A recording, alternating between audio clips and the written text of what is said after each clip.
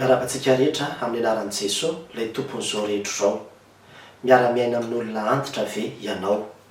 Izay indray ry havana ny lohatenin'ity vidéo manaraka ity. Marobe tsika no miara-miaina amin'ireo ray aman-dreny izay efa antitra. Mety hoe 5 taona na 7 taona no mihoatra. Dia izay fiarahamonina izay lasa miteraka olana be dia be ho an'ny olona sasany. Ary misy ny olona antitra dia somary manahirana. Ka tsy ny antitra rehetra akory fa raha ohatra ka tafiditra ao anatin'ilay antitra izay ho resahako eto hoe ilay olona izay miara-mipetraka aminao dia misy torohevitra vitsivitsy reto izay omena antsika ahafahantsika manana fifandraisana tsara mba tsy ho ratsy feafara ny fifandraisanao zanaka amin'ny ray aman-dreninao. Ny voalohany dia izao mety endrika ilay olana. Ilay ray aman-dreny ilay antitra zany manana izay lasitra na fanabeazana efa nahazatra azy izy. Ilay zanaka izay hipetrahany kosa nefa manana ihany koa hoe izao no fomba ny fanabeazana izay tianay hitondrana ny tokantranonay. Dia lasa misy fifanoherana, ady hevitra, fifamaliana foana zany vokatr'izay tsy fitoviana amin'ny fomba fitezana izay. Ny faharoa dia mety ao anatin'izay koa ilay hoe indraindray ilay olona rehefa antitra dia kizitina be izy. Mbola azo aveko rehefa inona mety ahatonga an'izay. Dia lasa ohatran'ny hoe tsy zakan'ilay ankizy zany hoe mamanay na dadanay lasa kizitina be dia manahirana be ilay fiarahana mipetraka aminy ato an-trano. Ny an'ny sasany aza moa dia lasa ohatrany hoe be resaka ilay olona rehefa antitra. Be resaka tiako tenenina zany ohatra hoe miresaka amin'ilay zanaka anankiray izy dia zavatra hafa ny resahany. Miresaka amin'ilay zanaka anankiray indray nefa izy dia zavatra hafa indray ny resahany. Dia lasa miady ilay mpiray-tam-po, miady ilay zanaka vokatr'izay ilay hoe firesahan'ny ray aman-dreny be dia be izay. Dia efa olana ihany koa izay, be dia be no mitarenany amin'izany. Ny an'ny sasany indray dia ohatra hoe lasa misy fotoana be dia be takiana zany amin'ny fikarakarana ilay ray aman-dreny antitra, satria mety hoe marary lava izy. Ny an'ny sasany aza moa ohatrany hoe tsy inony intsony hoe marary ilay ray aman-dreny, satria ohatrany hoe mamorona aretina zany ny fiheverany azy. Hoe nareo koa dia efa aretina antitra, mamorona, tsy marary akory fa na zavatra kely ary dia efa hoetretina hoe marary. Dia lasa miteraka olana ilay izy. Dia misy fifamaliana be dia be mihitsy ao anatin'izany. Ny an'ny sasany ilay ray aman-dreny antitra tena tonga amin'ireny ilay aretina mihitsy ilay hoe Alzheimer reny. Dia lasa ohatrany hoe mitapitapy zany raha izay no azoko hanantikana azy amin'ny fomba tsotra azahoantsika azy. Satria dia lasa miteniteny foana, manaonao foana, tonga dia mandray an'ity zavatra rehetrarehetra ity dia mivoaka an-trano dia ohatrany hoe tena misy devoly mihitsy angambany ity mama ity na ity papa ity. Dia be dia be ilay izy. Ny olana ihany koa ny sasany dia mety hoe ilay ray aman-dreny manana olana amin'ilay vinanto nefa tsy afaka ny hoe hoariana aiza ilay ray aman-dreny. Dia lasa misy ady. Dia indraindray ilay ray aman-dreny tena hoe mitondra areti-po. Tsy ilay zanaka ihany tsinona manana olana fa na ilay ray aman-dreny koa azy lasa mitondra areti-po ao anatin'izay nefa tsy afaka ny aiza satria ao ilay zanaka. Dia tena misy ilay havana ny sasany tena lasa hoe manary ny ray aman-dreny mihitsy. Sasany tena hoe lasa ohatrany hoe tsy tia amin'ny ray aman-dreny intsony, mikitakita manao zavatra samihafa vokatr'izay ilay hoe olana amin'ny fiarahamonina amin'ny ray aman-dreny izay. Ary izay no mahatonga amin'ity vidéo ity. Marobe nareo no mandefa hafatra ato anatin'ity pejy ity manana olana amin'ny fanandrify amin'izany. Ny torohevitra vitsivitsy izay omeko antsika dia izao. Voalohany indrindra aloha dia izao ilay tenin'Andriamanitra any amin'ny ohabolana 2:20 zaro amin'ny lalana tokony alehan'ny zaza ka na rehefa lehibe ary izy antitra ary izy dia tsy ala amin'izany. Tiana tenenina dia izao tadidio fa izay fomba hikarakaranao an'io ray aman-dreninao io no fomba ihany koa hikarakaran'ny zanaka ao anao rehefa any aoriana any ianao. Izay moa zany dia tadidio tsara. Raha ohatra zany ka karakarainao tsara ilay ray aman-dreninao dia heveriko koa fa ho izay koa no ataon'ny zanaka ao aminao any aoriana any. Satria ny zanaka ao dia mijery izy n'izay hoe ahoana ny fomba hikarakaranao ny ray aman-dreninao io. Dia ampianarina mihitsy izy hoe ohatran'izao no atao amin'olona antitra. Atao ohatran'izao izy. Ka raha ohatra ka kitakitainao izy dia mimana ianao zany fa ho kitakitain'ny zanaka koa ianao any aoriana any. Raha hoarianao ny ray aman-dreninao na tsy hifampitenenanao mihitsy dia efa mimana ianao zany fa mitovitovy amin'izay koa no mety ho ataon'ny zanaka ao aminao. Satria ny tenin'Andriamanitra dia milaza an'izany fa izay afafonao ihany no hotsinjainao. Ka mila mandiny tena aloha tsika ny amin'izay zavatra izay voalohany indrindra. Zavatra faharoa dia izao. Mipetraka foana ry havana ny didy 5 any amin'ny Exodosy 20 manao hoe manaja ny rainao sy ny reninao. ary zay fanajana zay tsy midika hoe maneke hoe amin'ny zavatra rehetrarehetra zay teneniny fa hoe manaja mila vaha zay le fanajana zany de zao tsy mamindravingy azy ianao tsy manompa azy ianao tsy miteny ratsy azy ianao tsy manao teny mahery azy ianao miarahaba azy ianao misaotra ianao sy ny ohatran'izany mipetraka foana zay fanajana zay fa ny olana manko de zao le zanaka rehefa lasa mikarakara de lasa mipetraka amina toerana ambony izy zany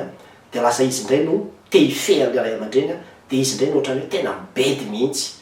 tsy mety zany tsy ara-tsoratra masina zany fa tadio foana ny anjara toeranao fa zanaka ianao na de ataoko hoe mikarakara ny ray aman-dreny azy ary am'izay mahazanaka anao zay ajao ray aman-dreninao raha kristianina ianao fa misy ny olona sany tena mikitakita le ray aman-dreny ohatra n'ireny hoe zazakely reny mihitsy nanovany le ray aman-dreny tsy mety zany drarana ary tena mampalaelo an'Andriamanitra zany ka raha ohatra ka anisan'izany ianao de miova mibeba fa tsy tian'Andriamanitra any na de eo le toetra samihafa zay nambarako teo aloha teo ataon'le ray aman-dreninao de tsy manana zo mihitsy ianao hikitakita azy. Ny zavatra fahatelo de zao tadidio fa tsy hoe misy devoly izy akory zay koa moka indray ny fakapanahy mahazo antsika mitratra hoe tena misy devoly mihitsy fa ampiasain'ny devoly mihitsy izy le ray aman-dreny zany hoe mitabataba kizitina be manao zao fa tena mila micomprendre azy tsika tsy mora ny ravana zany atao hoe antitra tena tsy mora zany tadio fotsiny fa ianao raha ohatra koa tany amin'ny fahanterana zany tany amin'ny fahatanorana izy nanao zavatra be de tonga amin'ny fahanterana izy lasa tsy manao na inona intsony de fa misy fiovana ny anatin'ny saina ny vokatra zany na koa hoe lasa voafetra ny zavatra zay azony atao tsy afaka mandeha makary intsony izy tsy afaka manao an'izao intsony izy efa zany zavatra zany de fa mety hampakizitina azy na ihany koa hoe mahatsiaro izy hoe irery indraindray le zanaka lasa mandeha miasa mandeha mianatra de izy rery ny ao an-trano nefa de ao anatin'ny efitrano anankiray eo foana izy ahoana moa ianao nitsokizitina am'izany mila micomprendre ray aman-dreny tsika ary zay no mety mahatonga anazy indraindray mety hoe mamorona aretina mihitsy mba ahazaony le attention ahazaony le fikarakarana avy amin'le zanaka ary ny tena zavatra tsy moramora amin'io antitra io de ny fieritreretanao hoe mandintona anao ny fahafatesana efa olana zany tsy moramora ny mieritreritra an'izany hoe efa andao an'ity tany ity ianao de izay rehetrarehetra zay anisany teo hoe mampiova le fietsiny mampiova le toetrany de tokony hicomprendre azy zany tsika ao anatin'izay zavatra hoe ary rehefa tena azotsika tsara ohatran'izay ny zavatra iainan'le olona lasa ho ty azy ary ianao honena azy ary ianao hikarakara azy ary ianao fa tsy hoe andeha hanary azy de zavatra fahaefatra de izao ny torohevitra zany de zao hoe raha mbola azo atao ny hoe tsy miara-mipetraka aminy de ataovy aloha zay zany hoe raha ohatra izy zany ka mbola mahavita tena mbola afaka mikarakara ny vatany afaka mahandro ny sakafony izy de avelao foana izy aloha hitokana na farafaratsiny raha miaraka aminareo izy de mba tena atokana mihitsy ny fiainan'andray manontolo mba tsy hifankahita ao satria le mifankahita foana io no mahatonga le olana sy le disadisa satria le ray aman-dreny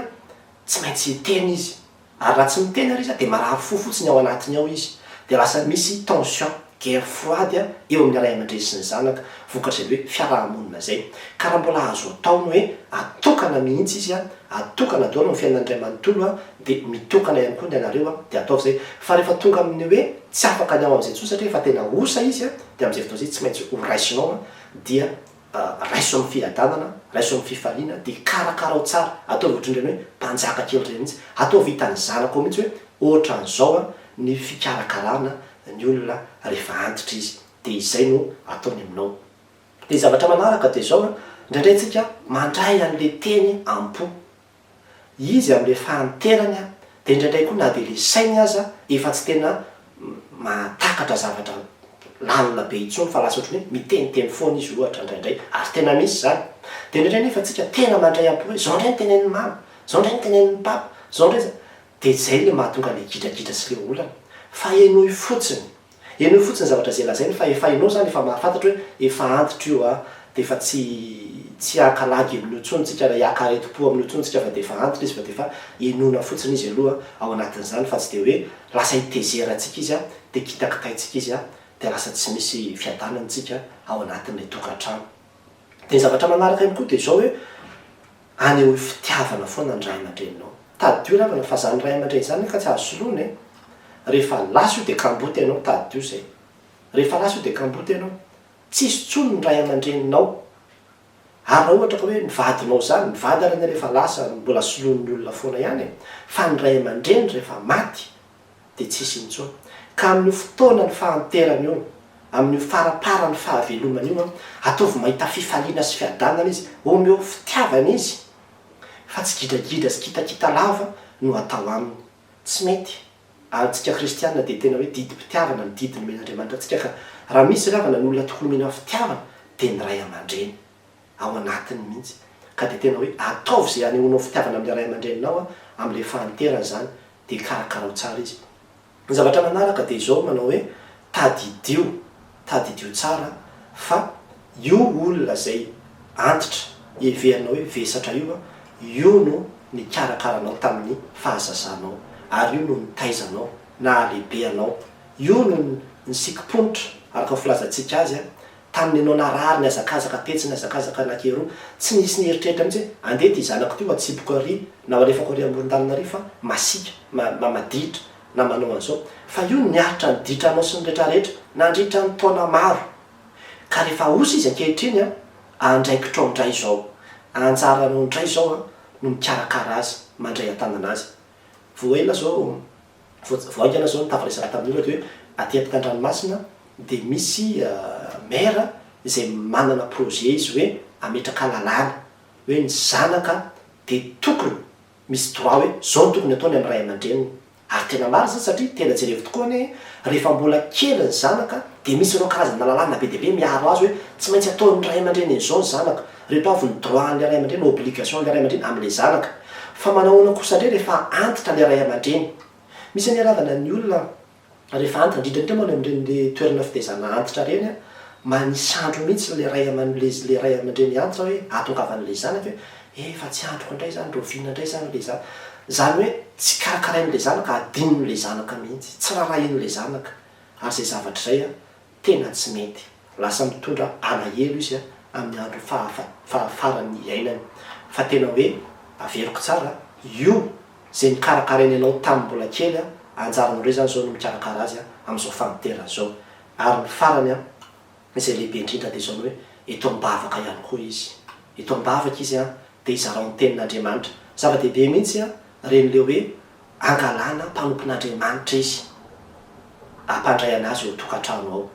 raha manana fifandraisana amina mpiandry ianao dia angalao mpiandry hiasa aminy satria tadio tsara fa ny olona zay mora hidirany devoly dia ny olona marefo ary eo anatin'izany ny olona antitra le marefo resahako dia hoe marefo ara-tsaina marefo ara-batana marefo amin'ny lafiny rehetrarehetra dia izay mety mahatonga anazy mety mahita manifestation samihafa satria le fanamaloto manararoatra any fahalemena iny dia misehoseho aminy sy miataky azy dia tena mila ny ray aman-dreninao mpanompon'Andriamanitra hivavaka ao azy androka ny fanamaloto ary ametraka azy hoe mpiana-tanin'Andriamanitra homany tsara ny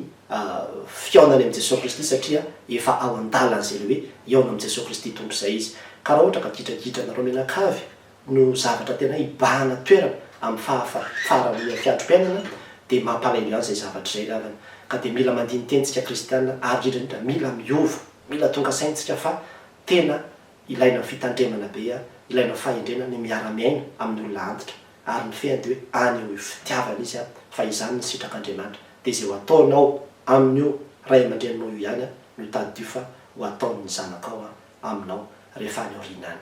dia mahery izy ary havana minsy manantena fa ny tompo ane anokatra ny saintsika ka tonga atsika anana fifandraisana tsara manomboka amin'ity andro an'ity amin'izay olona antitra miara-mipetraka amintsika an'Andriamanitra rirano voninahitra amen.